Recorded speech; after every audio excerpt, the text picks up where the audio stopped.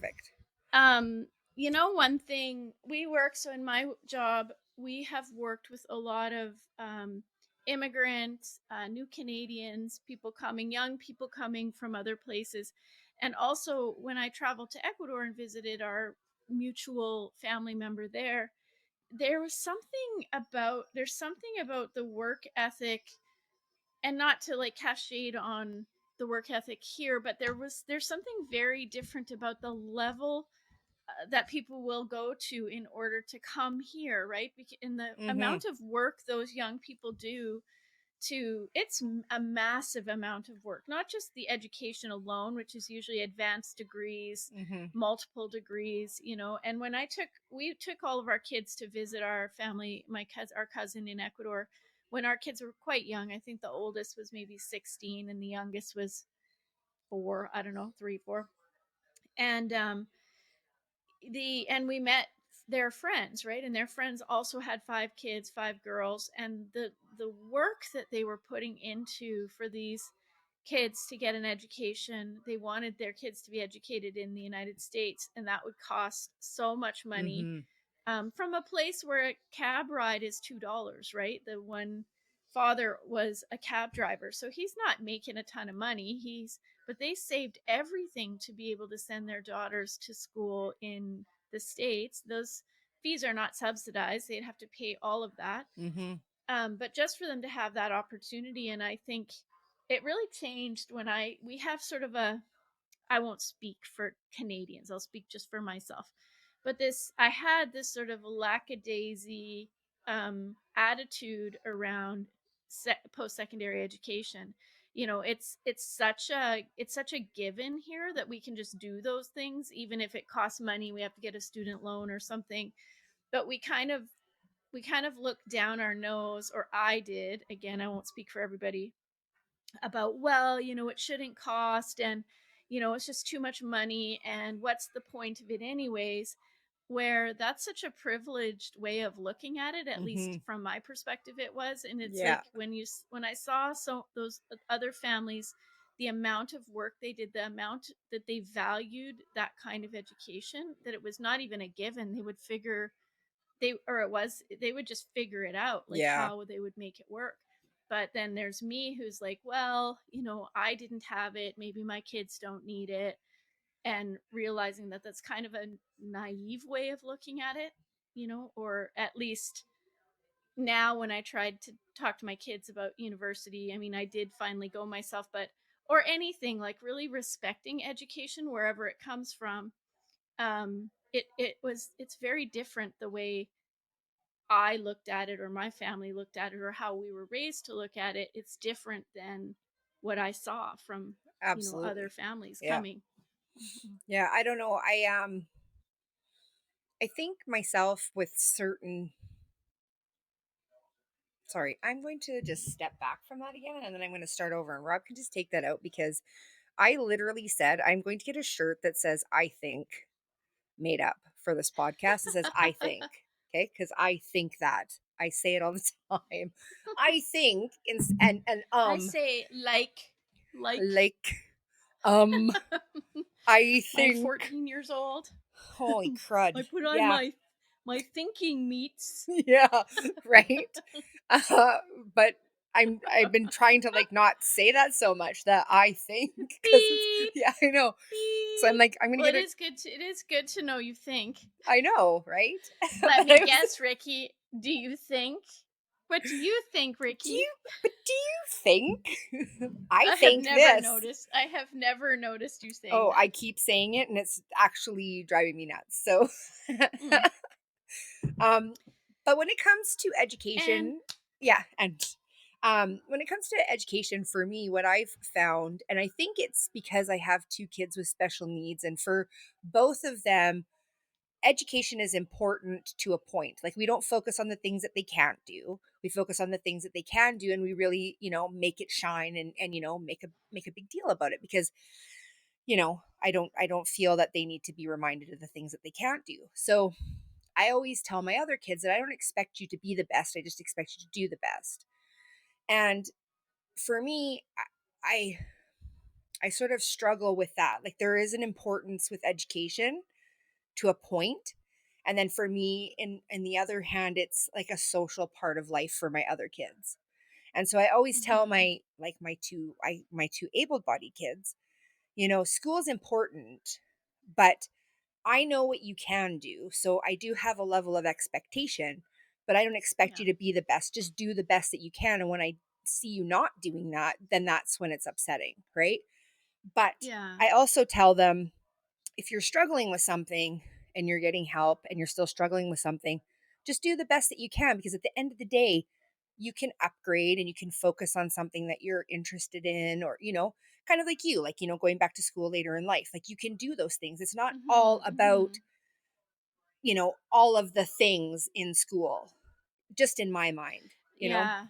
I think that's so true because education is not just about school. That's just one way, Yeah. right? There's all sorts of learning, all sorts of life education. Traveling is education. Mhm. Working and volunteering at some local place is education. It's not so much about just what, the academic knowledge. Yeah. That's just one way. Yeah. And I think when we started doing a little bit of traveling or exposing, even moving, I know my kids have said that moving from a smaller town or a smaller community to bigger centers, especially since we moved to bigger, like we moved to Ottawa and Montreal, Calgary, all bigger cities, right? And they have said that that's really changed their perspective as well, because just exposure to new things, Yeah. and that can happen in a variety of different ways. And I mean, I look back to when I was a kid and I was really insecure as a student. I was not a good student Mhm. at high school. I thought they made a mistake when they called my name up for a diploma, and we Yeah. may have talked about that in a different episode, but Mhm. I was never a good student, but I was a good person, Yeah. and I was really creative, and I was a really tried to be a really good friend. I had a lot of empathy, Mhm. but those were skills, in that day and age that were not certainly did. I didn't seem to feel that those were valuable, at Mhm. least until I was older. Turns out it helps me a lot in my career Yeah. now, but I didn't know that then. So I Yeah. think even just like I think that's such a good point, is really for all like able-bodied kids and people as well, is like celebrating the things you can do, Mhm. celebrating the things you're good at, and Yeah. lean into that. And there's always room Absolutely. for improvement in the other parts. Mhm. But yeah, Well, and I it's like, I know for myself that it's just something that I really, I've seen other parents who, really put so much emphasis on the academic part of life, and it's just in my mind, it's not worth making your kid feel a certain way because they're not catching. Like everybody learns different. We all process information mhm. differently. My one son, his auditory processing is absolutely phenomenal, like my oldest son. um Whereas like my others, it's visual. They have to process things visually, but him, he can hear it Mhm. and he can process it and he's on it. So we all learn differently, and so I don't think that there's a point in sort of pressuring our kids to be the norm. If that, like, Yeah. I mean, I Yeah. don't think there's any norm, but for myself growing up, I was smart enough to know that I could do just enough to get by, because I hated school. Hmm. I thought, this is so boring. My brain is over here creating all sorts of, like crazy stories and fun things. And I loved art and all of those things. And, um, but I was smart enough to do just enough to get by. And it was, I now older, if I maybe had, kind of applied myself, I would have been, out there. I would have been, whatever. I would have been great in school. But I think I got by just to get through. But then I got bored Aw. and I dropped out of high school. I went back and I dropped out again. And I just have never, I'm just not one of those people. Like I want to not be in school, but I think Yeah. it's just Yeah. everybody's different, right? It was different, really different for me when I went back later. Now that's years later, right? Yeah. So it's apples and oranges, but Yeah. I know if I mean every single report card is Raylene's head is in the clouds. Raylene needs to apply herself. Raylene doesn't seem to be paying attention. If Raylene would only, Hmm. and I whenever I heard that, I just felt so defeated. Yeah. It just affirmed what I was worried about, that I Mhm. wasn't smart, even though Yeah. I probably was very smart. Nobody really recognized that or helped me know it, more importantly, right? So Yeah. only felt the shame from not being a good student. And I had a brother who, my older brother's really smart, very, and academically smart, right? Like, Mhm. so his teachers always really loved him because he did fit into their standard of what they wanted for a student to be. He's really kind, he's a polite guy, like he's Yeah. still all those things. But I just, we were very like close in age, 11 months apart, and often we're in the same classroom because Mhm. in many small schools, of course, they have double grades, right, Yeah. in the class. And so I always felt really like I was being compared, and that it just shut me down. Like, Mhm. I'm not a competitive person in any way. Um, so it wasn't like I was always trying to be, even my own best. I just decided and assumed very early on that I could not achieve, Yeah. that wasn't going to be for me. And it's interesting because these patterns follow families, right? Yeah. These genetic sort of, whether it's ADHD or some form of autism, like there's all, Oh there could yeah. be anything, right? It could just be highly creative people. Um, but I would be interested to know, in the family or the relatives that watch this podcast and see this episode, it just like, if that's you, if Mhm. that description of, follows other members of our family, where they were probably really creative, couldn't focus or in the way that school kind of mandated. But I don't Yeah. know, it was different for grandparents in that age because they were on the farm. Women didn't really go to school for that Mhm. long. They were not really expected to. I know Granny Rosella went to school later in life. She was 40 before she went back to university, or went to university and became a psych nurse. She was one of my heroes, Yeah. that she inspired me, and she inspired other people in our family too. So it's just interesting. Yeah. I think so too. I mean, I think it's a conversation that yourself and me have had about going back to school, because I've thought about that, going back to school. Um Sometimes I like to think that, like, I would have made a really good lawyer, so um but that's a long time. It's a long time to do all of that, and there's something to be said about time and finding it to Yeah, do things, yeah, right? And it's just, it has to be right. But for me, I feel like there's just so much more out there, um, than yeah. just school in Well, itself. and I know, and I hear that, and I was so. I mean, I've told this story, I'm sure, I don't know if on the podcast or just between us, but Mhm, I my mom, like, died, mhm. and that's when I kind of gave my head a shake and said, "Okay, what now?" Yeah. And it was, sometimes it's like those really big events where it's, I don't know what it was, but somehow that kind of woke me up to maybe my own mortality, right? Mhm. My own time left in this world, and am I doing it the way I'm proud of, Yeah. right? And school or not school was actually not the most important lesson in that. For me, the most important lesson was that I was not achieving what inside I knew I could do. Mhm. And I wasn't doing those things, A, because I had a lot of kids and that was easy to hide behind Oh, them. yeah. Um, and my kids needed less in many ways than your family does at this stage, right? But and so I know I could have done, whether it's school or whether it was something else, I know I could have achieved more, and I knew that I wanted to. And it was when my mom passed away, because she passed away really suddenly, and it was super tragic Mhm. for all of us, right? It was not expected. And that sometimes when those events happen so abruptly like that, it's like Mhm. you don't even have time to give your head a shake.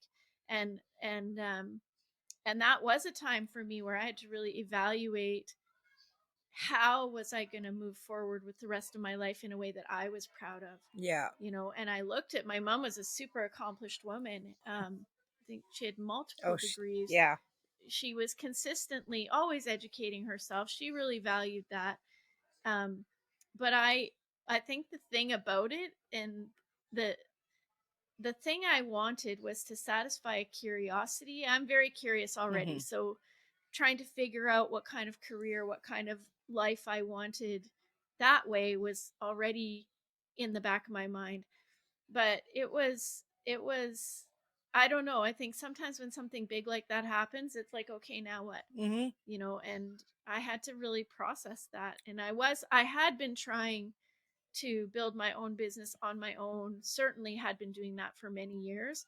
And it felt like the one thing was the academic piece was the Mhm. missing piece that I just hadn't yet tried. And I'm glad I did it. I mean, it was Yeah. hard and but I'm really glad I needed to prove to myself that Mhm. I could do it. That was probably the biggest lesson. Yeah.